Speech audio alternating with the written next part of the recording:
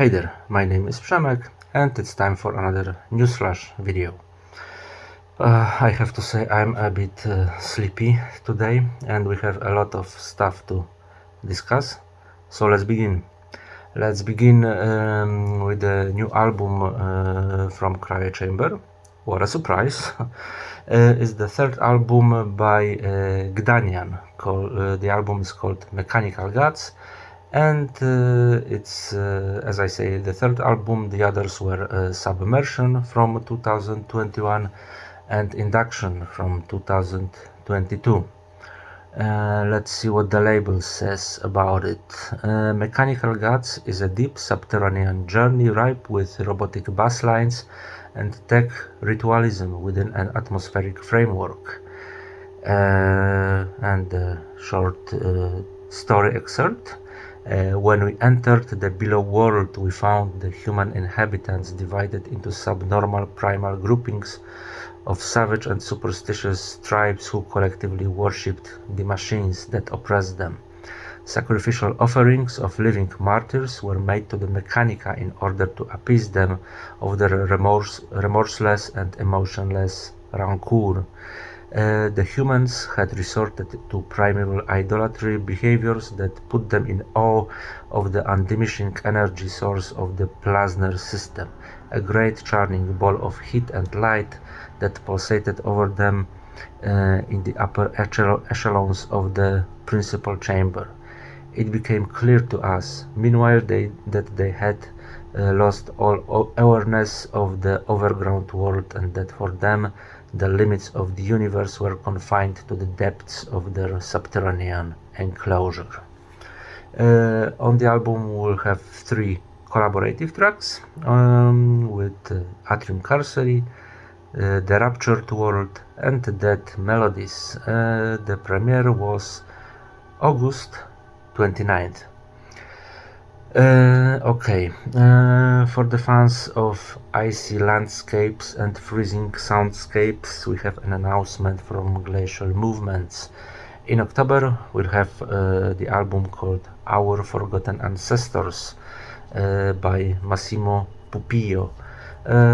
At first, I didn't recognize this name, but Massimo is a member of Zoo, a prog avant-garde masters from Italy, plus 50 other bands, plus a number of collaborations with some of the biggest names in avant-garde music like Mats Gustafsson, Oren Ambarki, Lasse Marhog, Kaspar Brodsman, to name just a few. I'm quite curious how he'll forge his undeniable experience for the glacial minimal form of ambient. Or perhaps it will be something completely different. We'll see in the near future. 2 announcements from Denovali Records.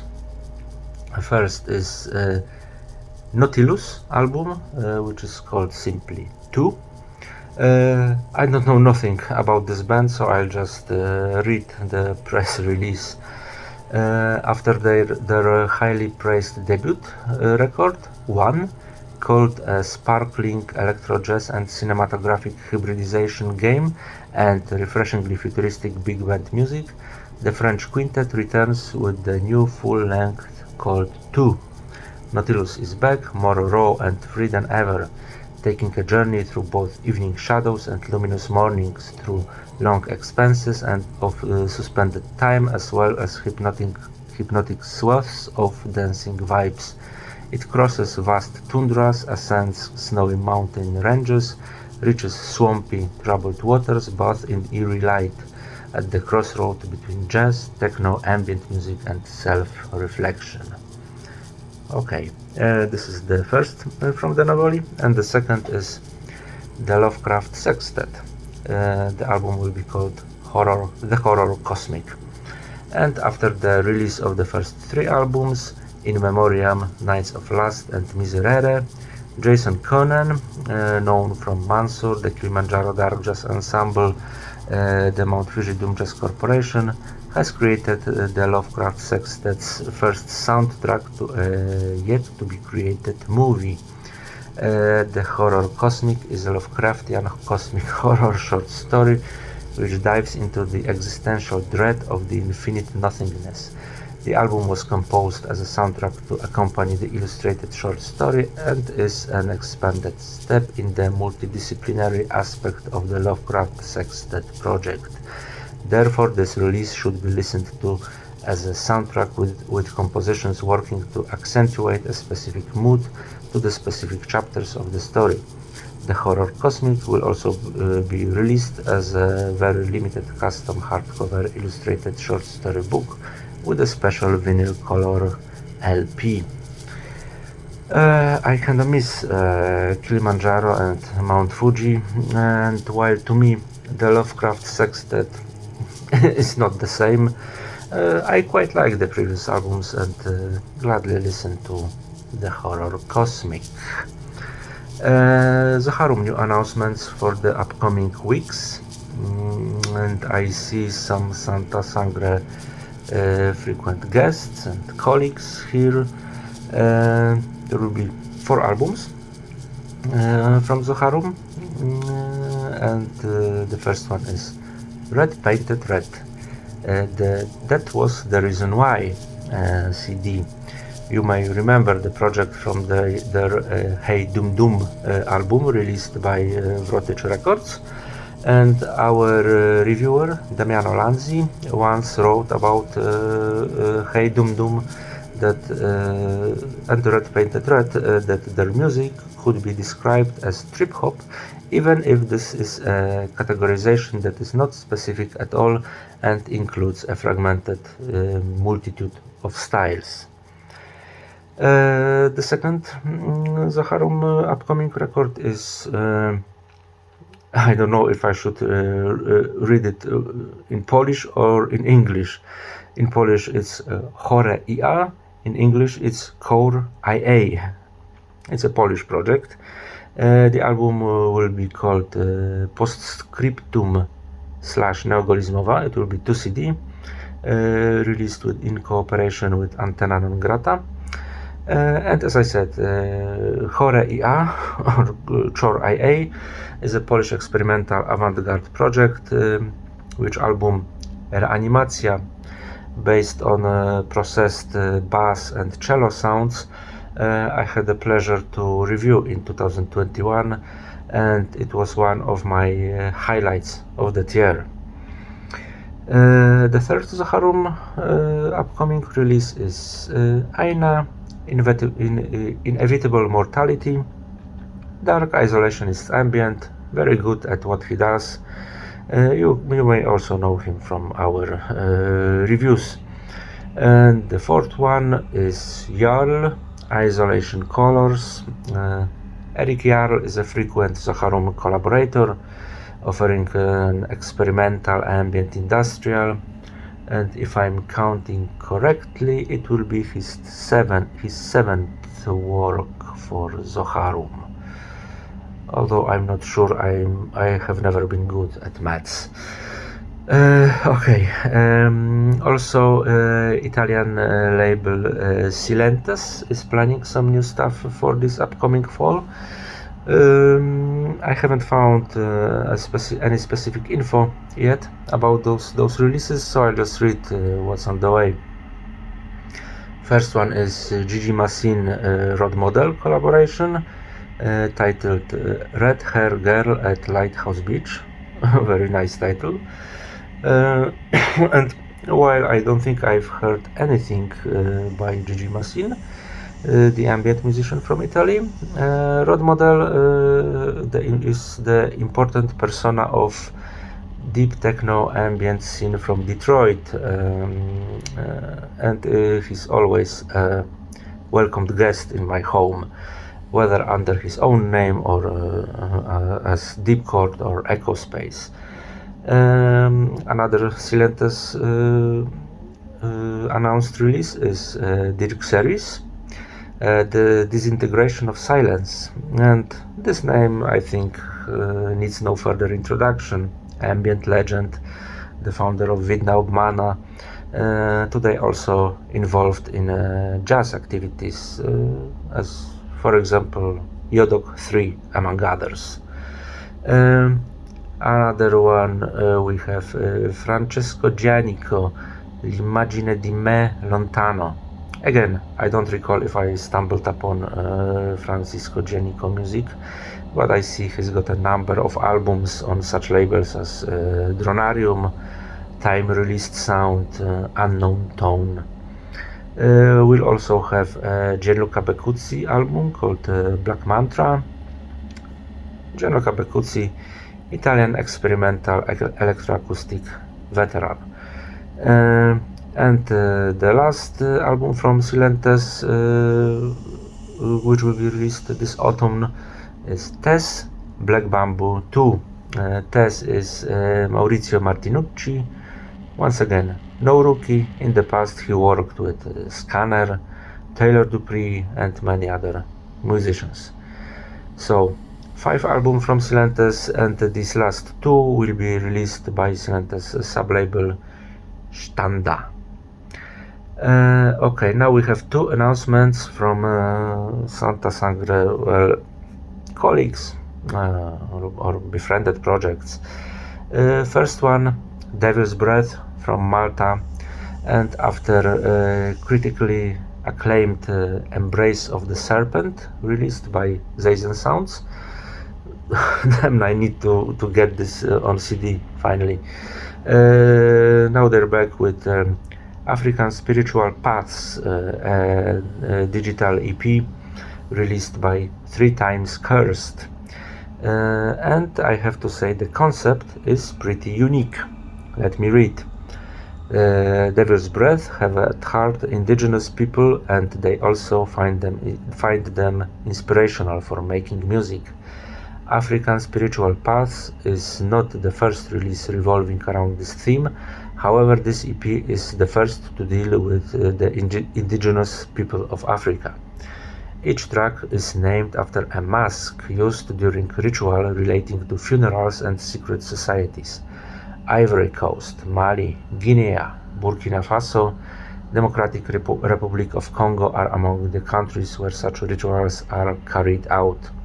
Kanaga, the first track, is very atmospheric and melancholic, and its mood fits the expected environment in a funerary ritual. Komokunf, the 4th and final track, is perhaps the most mystical track, which goes which goes hand in hand with the mysticism associated with ritual carried out by secret societies. The listening experience of African Spiritual Paths may be considered dark, drone, tribal, industrial ambient, being met with techno influences in Ponyungo and Nwantanai, with the rhythm in the EP reaching its fastest pace in the latter, whilst being more experimental in Kumukunf. Okay, the album was out September the 2nd. And the second project, which I could call our Santa Sangre colleague, and it's a new cassette from the horror enthusiasts Anthony Prugo and Devin Sabatini, who make music under Deviant moniker. The tape will be out on Raubbau on September 11th, and it's announced like this: a place of warmth and tears, as somber as it was birthed from a chaos and turmoil. The wrap-up of the trilogy completes Progression of the Wolf and The Baring Teeth. Immerse yourself into the nightmare of Deviant and enjoy. Hold hands and take a journey into loneliness and despair. We have all been there. We just put the soundtrack together to your terror. Welcome to a place of warmth and tears, staying well clear of overplaying. The stripped-down, almost raw musical adaptation enhances the shared dread of the stories told, creeping minimal atmospheres, feign calm and peace, just to make the impact of found sounds more horrifying and almost painful at times. Once you enter, you're compelled to explore the cellar, witness the hanging and the burning, and I'm waiting. Okay, and creme de la creme of today's news video.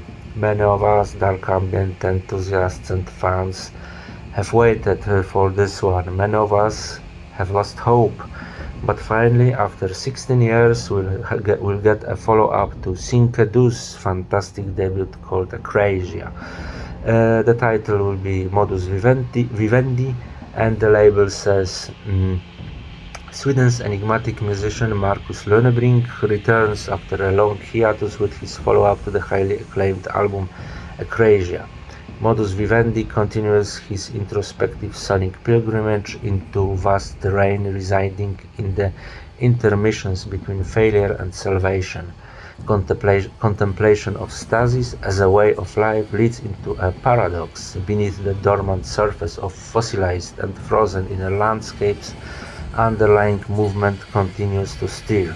Relying on the inner compass to navigate, the attentive explorer discovers that the black veil of stagnation is in fact a perception that may be lifted, offering a glimpse of truth and strengthening the will to forge on. Paired with exquisitely detailed artworks by Viktor Kvant and featuring collaboration track with Per Böström of Kammarheit, Lönebrink's vision comes to life, and Modus Vivendi serves as an enduring reminder that stagnancy may not always be what it seems. The album will most likely be reviewed by me sometimes this week, and the release date is September 22nd. And if that's not enough, only like an hour ago I got an info about another dark ambient master waking up from a slumber, that is Letum, and the album will be called Dreams and Illusions. It's a follow-up to The Face of Life and Death from 2021, and it will be the first album by the Swedish project released by Cyclic Law. The first two were released by Cold Meat Industry, and the following two or three were self-released. Anyway, Cyclic Law announces it like that. New album from Sweden's cult act Letum. Since 2001, Mattias Henriksson has forged his way through dense tapestries of sonic angst.